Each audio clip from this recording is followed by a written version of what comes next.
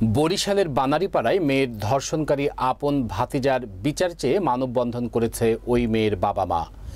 বিস্তারিত দেখুন বরিশাল বানারীপাড়া প্রতিনিধি জাকির হোসেনের প্রতিবেদনে। ৯ মে বৃহস্পতিবার বেলা ১১টায় বরিশালের বানারীপাড়ার বাস স্ট্যান্ড চত্বরে এ মানববন্ধন অনুষ্ঠিত হয়।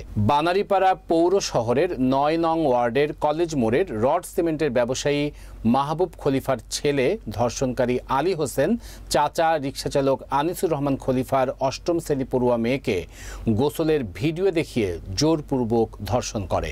এ বিষয়ে অভিযুক্ত আলী হোসেনের স্বীকারোক্তি যে তারা দুজনে মিলে পর্নো ভিডিও দেখত। এতে ভিকটিমের আগ্রহ বাড়ে।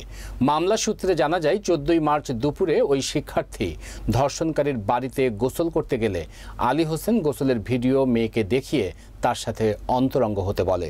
এতে মেয়ে রাজি না হয় আপন চাচাতো ভাই ১০ম শ্রেণী পড়ুয়া আলী হোসেন বানারীপাড়া বালিকা মাধ্যমিক বিদ্যালয়ের ৮ম শ্রেণী পড়ুয়া শিক্ষার্থী আলী হোসেনের চাচাতো বোনকে গোসলখানার মধ্যে জোরপূর্বক ধর্ষণ করে। এ ঘটনায় শিক্ষার্থীর মা লাকি বেগম বাদী হয়ে বানারীপাড়া থানায় ২৮ মার্চ নারী ও শিশু নির্যাতন দমন আইনে মামলা দায়ের করে। বানারীপাড়া থানা পুলিশ মামলার পরপরই আসামি আলী হোসেনকে আটক করে আদালতে পাঠায়। আটকের পর কিছুটা নিরাপত্তা পেলেও আটকের মাত্র কয়েকদিনের মধ্যেই আসামি জামিনে মুক্তি পেলে আতঙ্কিত হয় ওই শিক্ষার্থীর পরিবার।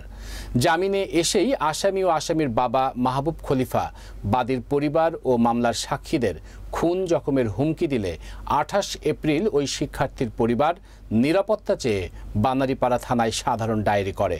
মেয়ের ন্যায় বিচার ও সকলের নিরাপত্তার জন্য এবং আসামির জামিন বাতিলের জন্য মানববন্ধন করেছে বলেও জানায় ওই শিক্ষার্থীর বাবা আনিসুর রহমান ওরফে পনির খলিফা ও মাতা লাকি বেগম। আলী হোসেন কলেজ মোড়ের চিহ্নিত এক ধর্ষণকারী।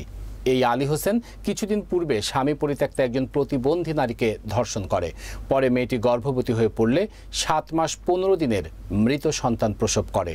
এ বিষয়েও ২০২৩ সালের ১০ অক্টোবর বানারীপাড়া থানায় নারী ও শিশু নির্যাতন দমন আইনে মামলা করেছিল ভিকটিমের পিতা মজনু শেখ।